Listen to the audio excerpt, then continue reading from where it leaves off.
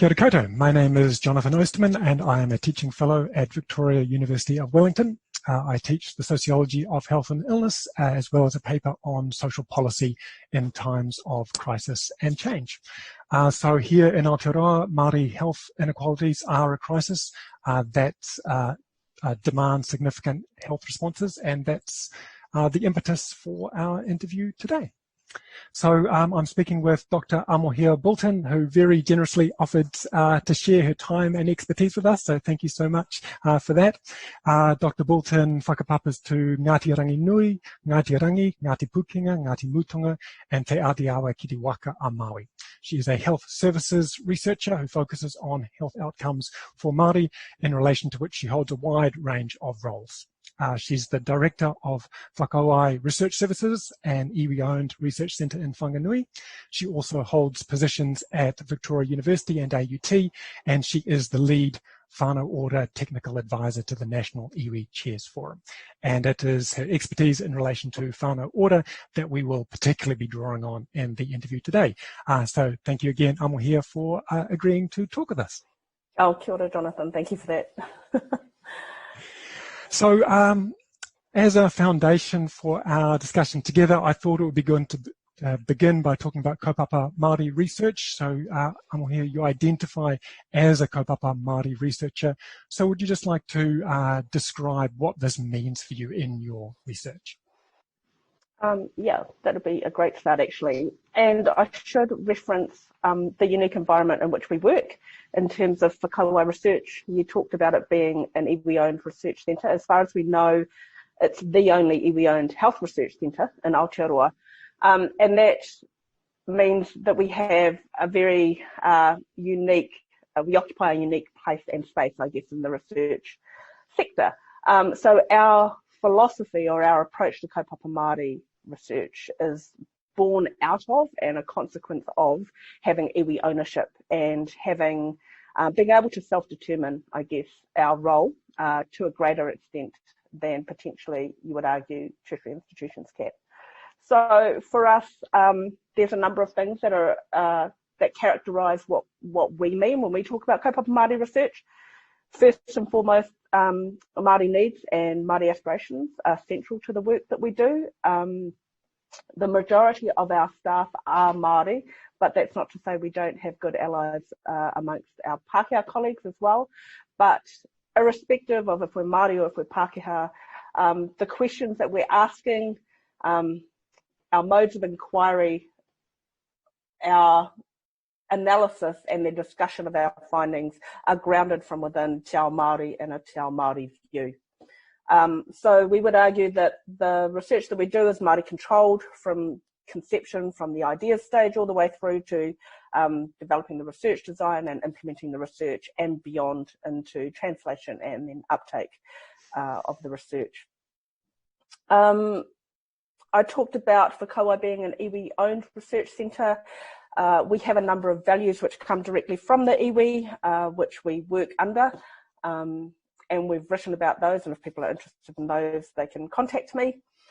Our research seeks to be transformational and is very definitely political, in the sense of we are seeking to transform the structures, the systems, particularly in health services, but more broadly in public policy, for the benefit of Māori as a treaty partner, as a partner to Te Tiriti o Waitangi. And then lastly, we're focused at the level of a collective. So I think that's kind of important for our discussion about Whānau Ora, that understanding that Māori think in collectives, not individually.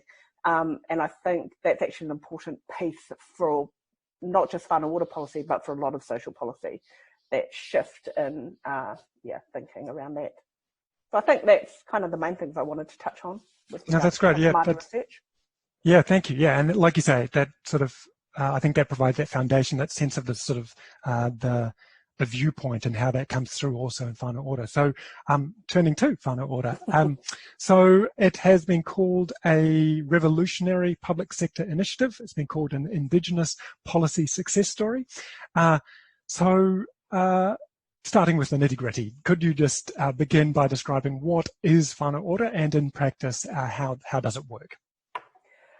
Okay, so one of the things I really want to get across in this time that we have is the complexity around talking about Whānau Ora as in the policy space, because depending on how you conceive of it, it's a philosophy, it's a model of practice, it's an outcome, and there is a thing called the Whānau Ora policy, which has, since its inception, or since it has gained,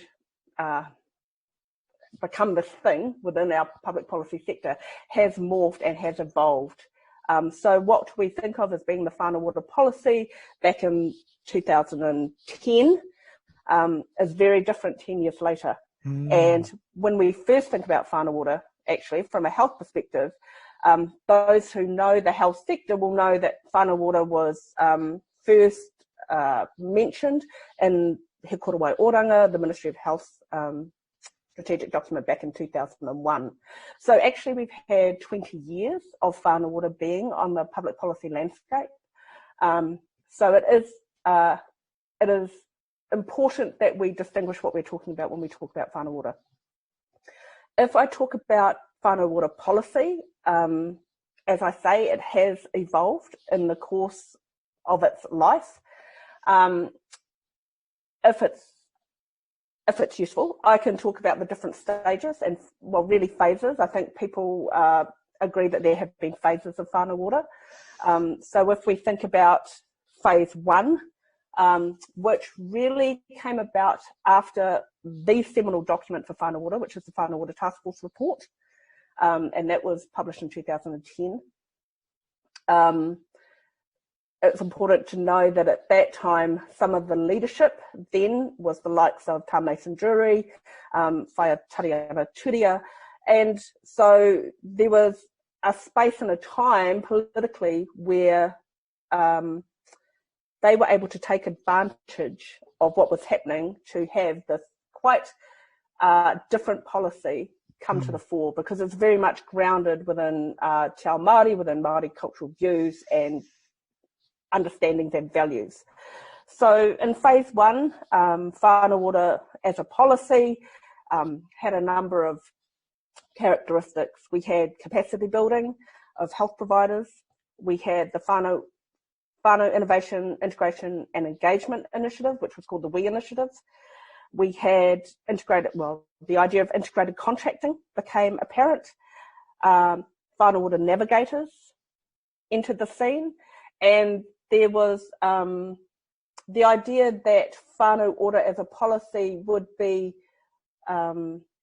overseen by a series of regional collectives.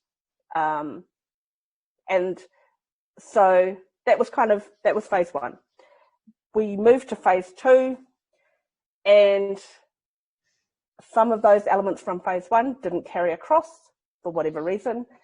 But phase two, I guess the thing that people will most be familiar with is the Whānau Ora commissioning agencies. We had the introduction of the Whānau Ora Partnership Group, which I argue is, how do I argue it? It's probably it was one of the key platforms, I guess, for potentially embedding Whānau Ora within the wider public policy.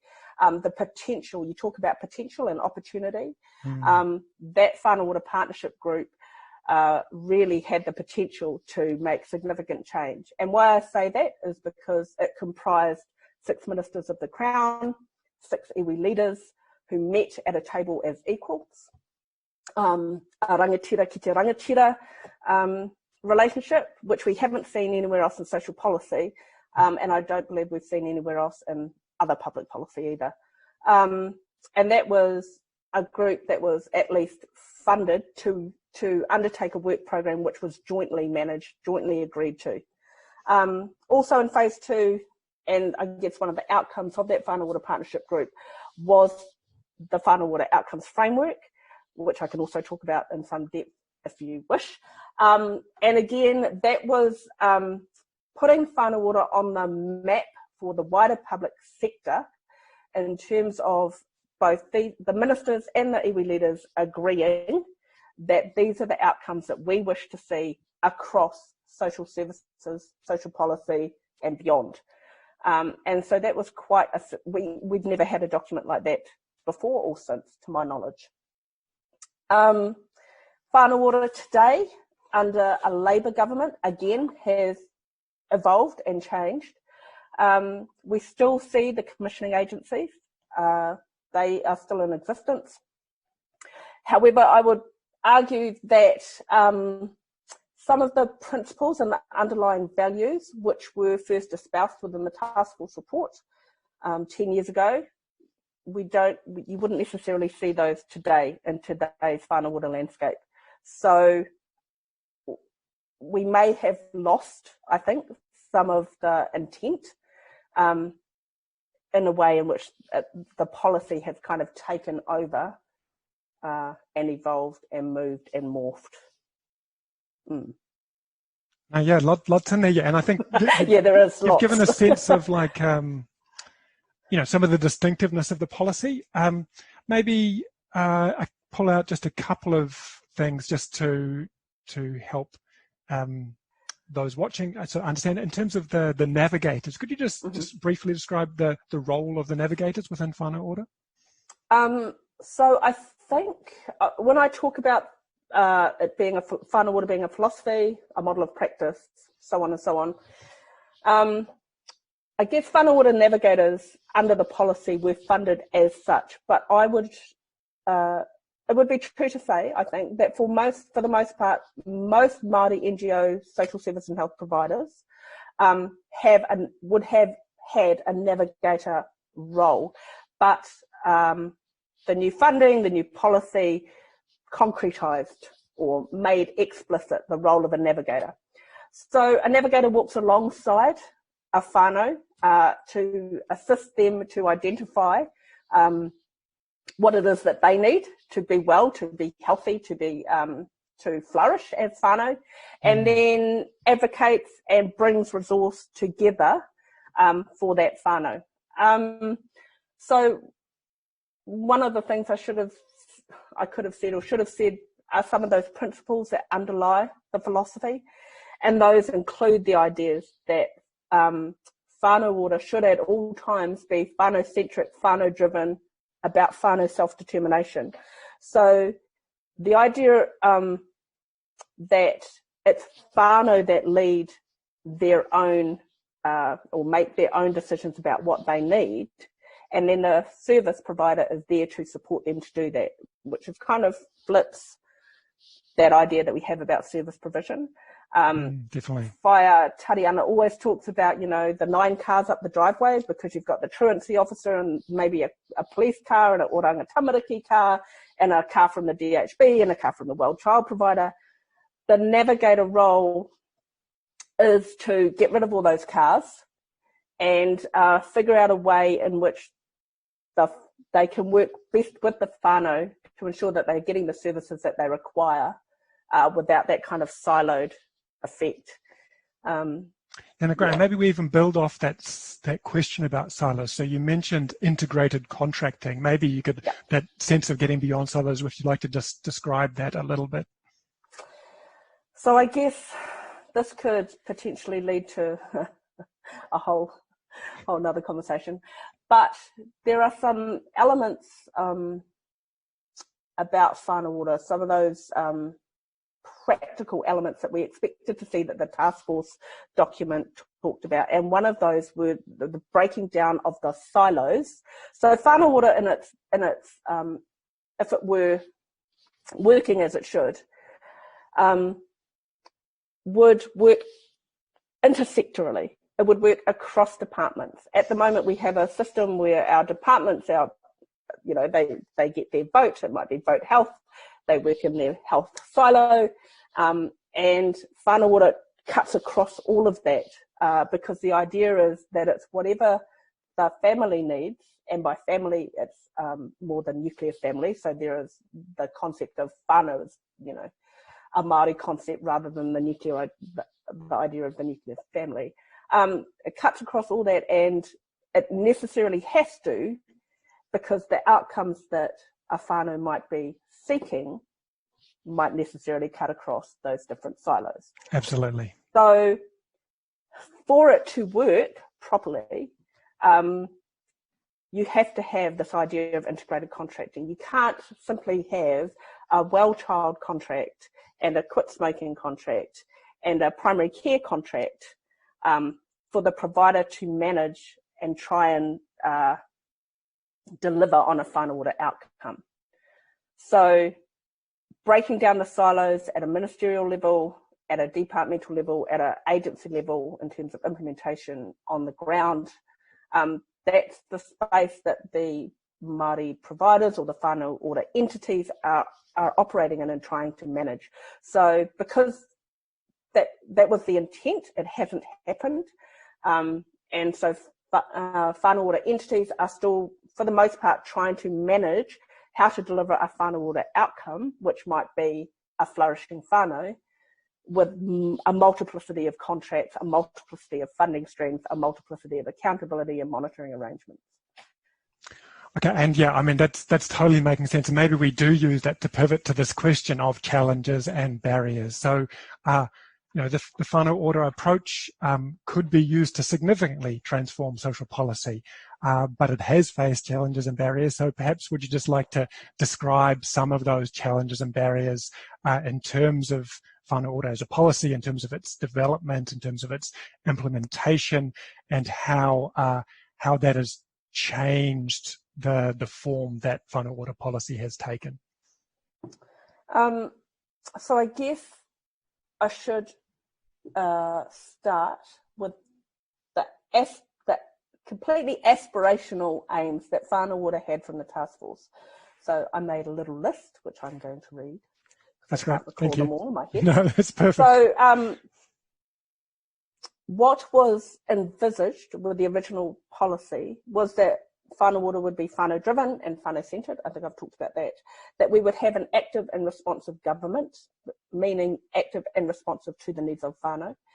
That we would have whānau, iwi hapu, so collective leadership.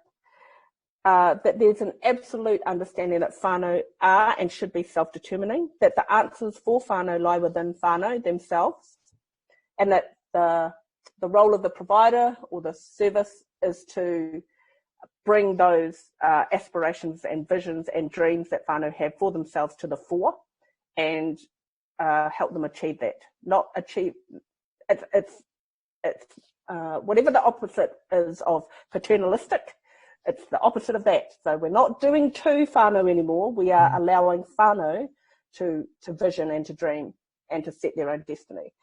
It acknowledges the strengths that are within whānau. So it's we're again turning that deficit framework on its head, understanding that, you know, no matter how pōhara or how broken a whānau may appear, they will have some strengths in and of themselves, and to bring those to the fore.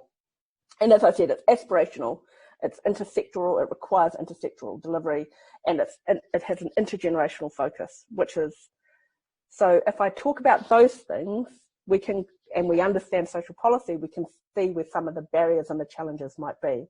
So the intersectoral nature of what we're trying to achieve, that's instantly a barrier. It requires ministries to drop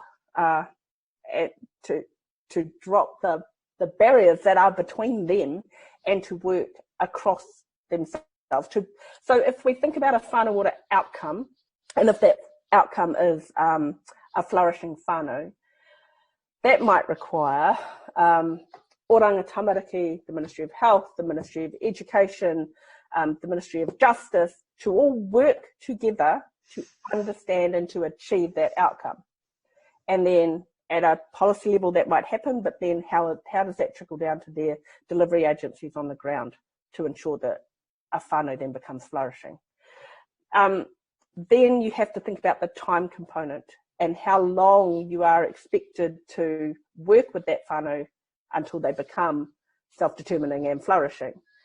And our 3-year policy cycle, which is, driven by electoral cycles, doesn't work when you're talking about long-term intergenerational outcomes. And I say intergenerational because, it's been 180 years of colonisation that we are trying to overturn, and to expect to do that within a 3-year cycle, a 10-year cycle, or even now 20 years of Whānau Ora, we need time to undo the 180 years of colonisation. Absolutely. We require government departments to act in a high trust way, especially around contracting. And I think it's interesting that with COVID-19, what we saw in the iwi landscape, because it was iwi who knew their people, and iwi who were able to identify their people, and during lockdown, iwi who were able to get to their people, and actually the government was several steps behind and relied on iwi to deliver. At that time, we saw money flowing out of the Crown straight to iwi, with none of the monitoring arrangements, none of the accountability arrangements, none of the oversight that typically occurs when those funds flow from the Crown to Māori. So we know it can be done. It's been done in a time of crisis. So what we are expecting to see is that can be in some way entrenched within our public policy system to allow integrated high trust contracts. And long-term funding. Long-term funding needs to come alongside that as well. One of, I guess all of this is by way of saying that the structure of the public sector that we have now is anathema to Whānau Ora being achieved, really.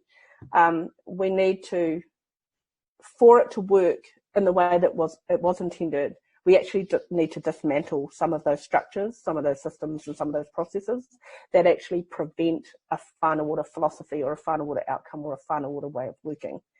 And really what we're seeing from our Māori NGO sector is that they're working in spite of those barriers and those structures still being there. There was a piece of work done by the Productivity Commission. I mean, this policy has had intense scrutiny and oversight, much more so than others. And we've had both a report from the Auditor General and a report from the Productivity Commission. And they talked about the intense monitoring and scrutiny over the Whānau Ora policy. And for this to work, I'm not saying that we just, dish out a whole lot of money and walk away, but there are ways I think that we can do monitoring and oversight that takes a lighter touch than, screwing down our providers to report monthly or quarterly when we're actually expecting some really longer term outcomes. And we don't want to report on outputs or necessarily inputs, but actually on the outcomes that are being achieved, and that will take time. Some of the other challenges, I think, and again, this was noted within the Productivity Commission report, was just socialising the concept of Whānau Ora amongst bureaucrats. So I've talked about it being a 20-year history, and I'm always astounded. And when I talk to Wellington policymakers, I remind them that it has been 20 years, and actually you don't really have an excuse not to know what Whānau Ora looks like or is or should be after 20 years, because it's actually been in strategic documents. But in the Productivity Commission report, people did say that they were confused and didn't understand what it was. And I think that is a very poor response on the part of the treaty partner. To say the least. So just socialising it amongst the Wellington bureaucracy and the Wellington public sector. I could stop there. You could prompt me and ask me something else. I think you've covered some great ground there. I think in terms of that sense of those challenges and barriers, in the sense that the environment which Whānau Ora has developed in a policy level and more broadly hasn't been welcoming and at times has been outright hostile, I think is really important to understand how that has impacted on, the Whānau Ora policy that we currently have. So I think you've covered some great ground. So maybe we move towards rounding off, but maybe just in terms of either anything that you feel like you haven't covered that you'd really like to, or just some final points to summarize the messages that you'd like to get across to any of those watching. Okay. It's really hard to do this in 15 minutes, and so I did write myself notes to try and keep myself contained. I think you are right in, so while I've been a bit of a downer on how it hasn't the potential of Whānau Ora has yet to be realised. I still think that for Māori communities, for Māori whānau, it is still the policy or the policy approach that will work best for us, because it comes from us. It is based on our values. And the difficulty really is actually how we make an authentic treaty partnership in this country.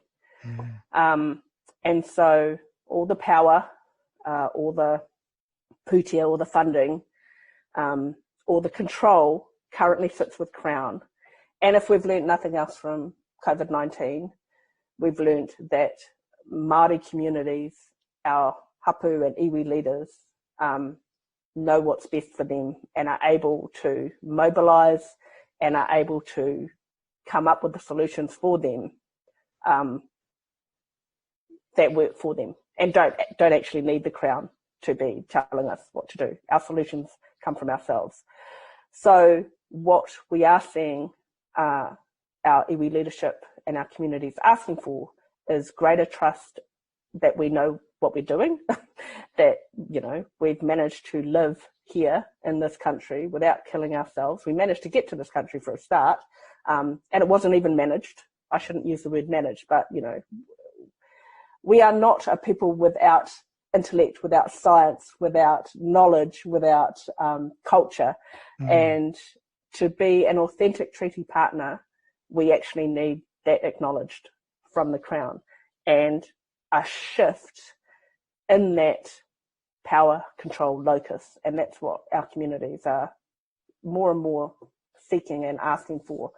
And whether it's Whānau Ora or whether it's any other social policy, you will see that is what Māori are asking for, because our solutions are within ourselves. And the Whānau Ora commissioning entities, as they exist now, we still have two, Te Pūtahitanga and the Whānau Ora Commissioning Agency, based out of Auckland. They would argue this exact same point, that they have demonstrated over the course of the Whānau Ora policy that if you walk alongside whānau and if you are there to support whānau and allow whānau to determine their own destiny, actually magical things, amazing things can happen. And that is all for the benefit of this country as a whole.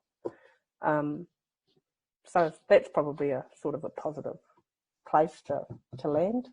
Totally, yeah. No, and maybe I'll just speak, just that sense, one of the things coming out of that is the role for Pākehā.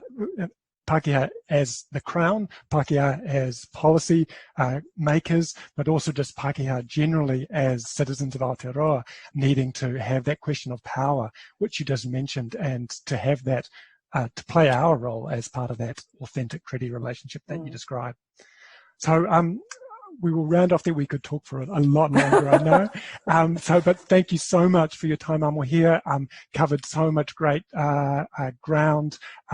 Thank you again for your time. Oh, you're more than welcome. And yeah, if anyone wants to contact me about anything that I've said, to go into that in more detail, I'm more than happy to be contacted. Great. Kia ora. Kia ora.